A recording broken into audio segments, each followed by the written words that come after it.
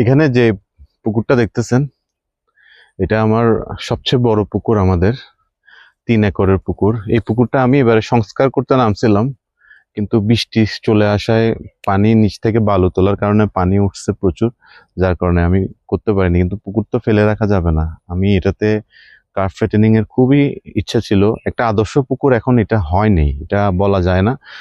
আদর্শ পুকুর কখনো এরকম উঁচা নিচা হবে না। আগামী বছর ইনশাল্লাহ আমি এই পুকুরটা সংস্কার করব, একদম পারফেক্টলি যেটা আদর্শ পুকুর বলা যায় ওই অনুযায়ী করব। এখন যে অবস্থায় আছে এই অবস্থায় ফেলা ছাড়া আমি তো এই বছর খালি রাখতে পারবো না।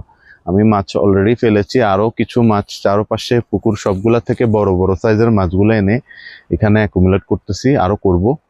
অলরেডি গত 2 দিনে অনেক ট্রান্সফার করছি, আমি আরও ট্রান্সফার করব। এবং এটাতে মাছ অর্গানিকলি এবং খুব সুন্দরভাবে হয়। আমি 4-5 কেজি কোরাল মাছ তো 5.5 কেজিও খাইছি, এটার থেকে আল্লাহ খাওয়াইছে। এখন এই কাতল মাছ, তারপরে রুই মাছ, এগুলো একটু 2 কেজির বেশি করার ইচ্ছা আছে। আমাদের অঞ্চলে ম্যাক্সিমাম মানুষ সব লিটার মুরগির বর্জ্য দিয়ে মাছ চাষ করে ম্যাক্সিমাম। তো এই আমাদের পুরা নোয়াখালী অঞ্চলে আমি দেখছি এটা একটা, জানি না, খুব ইজি ওয়ে, তো এই কারণে হয়তো করে।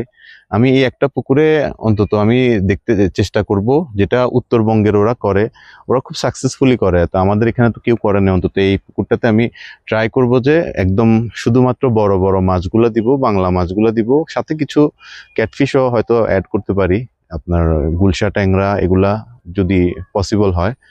সবকিছু তো আসলে প্ল্যান ওয়াইজ করতেও পারি না।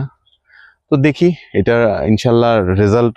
আমি মাছ ফেলার ভিডিও তো দিছি, এটার যখন হারভেস্ট করব, যখন 7-8 মাস টাইম নিছি।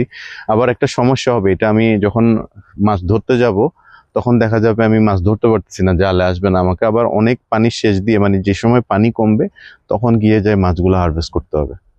ইনশাল্লাহ দেখি আল্লাহ কি রাখছে কপালে।